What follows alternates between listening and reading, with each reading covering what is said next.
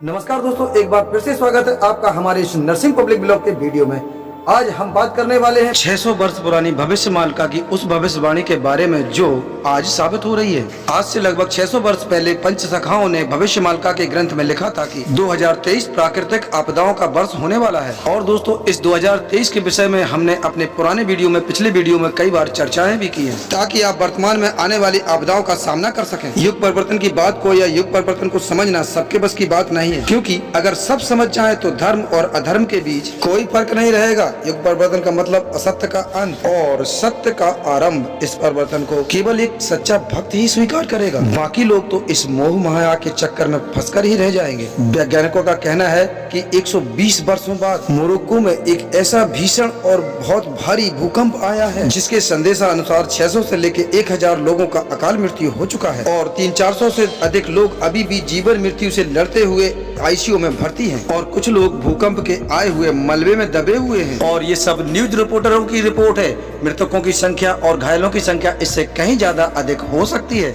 Morocco की सरकार का कहना है कि भूकंप की तीव्रता 7.2 थी, वहीं और कुछ सर्वे होने पर इसे 6.8 तीव्रता का बताया गया। तीव्रता चाहे जितनी हो, आप तो विनाश की स्थिति देखिए। गाड़ी, दुकान, मकान, रास्ते सब कुछ तहस नहस करता हुआ चला गया है ये भूकंप। अनेकों शहरों का अस्तित्व मिट चुका है, अनेकों गांव खंडहर बन चुके हैं। किसी की माँ, किसी का बाप, किसी की पत्नी, किसी का भाई, किसी की बहन, किसी का तो पूरा परिवार इस प्रलयंकारी आपदा में हमेशा के लिए सब कुछ छोड़कर इस दुनिया से चले गए हैं। एक छोटा सा देश वैसे ही अपने एक अस्तित्व की लड़ाई लड़ रहा था और फिर वहाँ पर इतने बड़े विनाश का इस स्तर से घटना बहुत चिंता का विषय है। इस संकट के दुख भरे समय में केवल महाप्रभु जगन्नाथ से, हमारे भगवान से हम यही प्रार्थना करेंगे कि मृतक व्यक्तियों को आत्मा को शांति प्रदान करें और घायल व्यक्तियों को जल्दी से जल्दी स्वस्थ कर दें, ताकि वो अपने बचे हुए परिवार से मिल सकें। पहले तुर्की और अब मोरक्को 2023 में ही बहुत बड़े प्रलयंकारी विनाशकारी बड़े बड़े भूकंप, जिसमें जाने कितने लोगों ने प्राण त्याग दिए हैं और अभी तो 2023 समाप्त भी नहीं हुआ है। यानी कि आने वाला समय कितना खतरनाक होने वाला है, आप इसकी कल्पना कर सकते हैं। 2023 में ही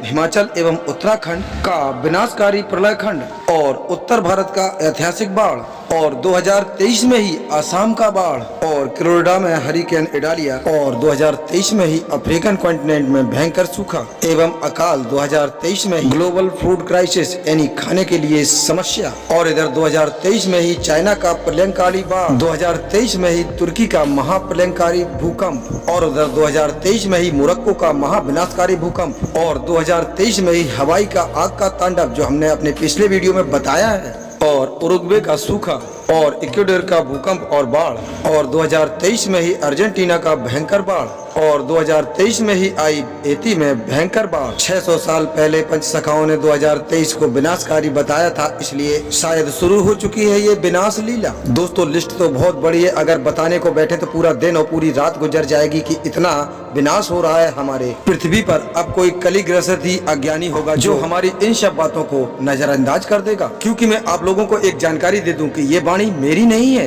ये वाणी तो परम ब्रह्म निराकार संपूर्ण जगत के स्वामी श्री महाप्रभु जगन्नाथ जी की है, जो कि वर्तमान में कल्कि अवतार का मानव रूप धारण कर इस धरती पर अपना लीला खेल आरंभ कर चुके हैं। और मैं तो केवल भगवान और भक्त के बीच का एक माध्यम हूँ। और जब 50,000 साल बाद पृथ्वी से एक विरल कॉमेट C2022 A3ZTF दिखा था, तभी से कल की अवतार पंचभूतों की शक्तियों को धारण कर चुके हैं। और ये एकमात्र संयोग नहीं है, क्योंकि उसके बाद से ही ये भयंकर विनाश लीलाएं शुरू हो गई हैं। कल की लीला को समझना काफी लोगों के लिए असंभव है और सबसे ज्यादा ये राज बिल्कुल गुप्त है। और ऐसा सुनने में भी आया है कि कोई खुद को कल्कि कहता है, कोई अपने बेटे को कल्कि कहता है, कोई अपने मित्र को कल्कि कहता है और कोई तो अपने आप को कल्कि का मित्र बताते हैं। इन मूर्खों को कौन समझाए कि वो आग के साथ खेल ही नहीं रहे, बल्कि अपने अंत को स्वयं न्योता दे रहे हैं, स्वयं निमंत्रण कर रहे हैं। इन लोगों को ये पता नहीं कि कल की अवतार एक महा अवतार है, क्योंकि सभी अवतारों में वो श्रेष्ठ है। उनको किसी भी संगठन में सीमित न करना, किसी ढोंगी की काल्पनिक कहानी तक सीमित न करना और उनका नाम लेकर मनुष्य जाति को मूर्ख भी मत बनाना,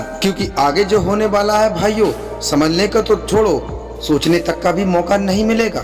और आप सभी से मैं अनुरोध करता हूँ कि महाप्रभु जगन्नाथ से श्रेष्ठ ना इस संसार में, ना इस ब्रह्मांड में, ना कोई था, ना है, ना ही आगे होगा। यदि गुरु बनाना ही है तो महाप्रभु जगन्नाथ जी को बनाओ या हमारे महाकालों के काल श्री भगवान भोलेनाथ को बनाओ, क्योंकि इनसे श्रेष्ठ और इनसे बलशाली संसार में कोई नहीं है। यदि किसी संकट में हो तो इनके चरणों में शरण लो, यदि भक्ति करनी है तो इनकी ही करो, क्योंकि इस कलयुग से हमें और तुम्हें केवल वो ही उद्धार कर सकते हैं। और ये कभी मत भूलना मेरे दोस्तों, यहाँ पर इंच इंच में कली का प्रभाव है, क्योंकि ये कलयुग है। क्योंकि इस कलयुग में दूर दूर तक सत्य का नाम और निशान नहीं दिखता, हर तरफ अधर्म, अत्याचार और पाप ही दिखाई देता है। अपने कर्मों से मत भटकना, दृढ़ संकल्प के साथ आगे बढ़ते रहना, इस विनाश से भयभीत न होना और सकारात्मक भाव से सभी संकटों का सामना करना। शुभ फल अपने आप आकर आपके कदमों में गिर जाएगा। यमराज भी भयभीत हो जाएंगे, असुरों का कुल भी हमारे आसपास आने से घबराएगा। जब हम एक सच्चे हरि भक्त बन जाएंगे। संत गुरु श्री अच्युतानंद दास जी ने कहा था